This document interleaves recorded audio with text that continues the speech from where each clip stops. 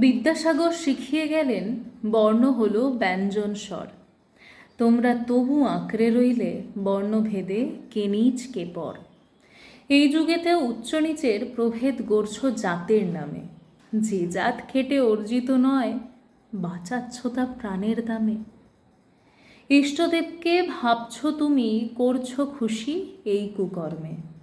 তার সৃষ্টিতে বৈষম্য যে মানবে না সে কোনোই মর্মে। খুলবে না চোখ, থাকবে অন্ধ, বুঝছ তুমিও, জানছি ভালোই। তোমার কর্মে স্তরে স্তরে পাপের রাশি অন্ধকালই।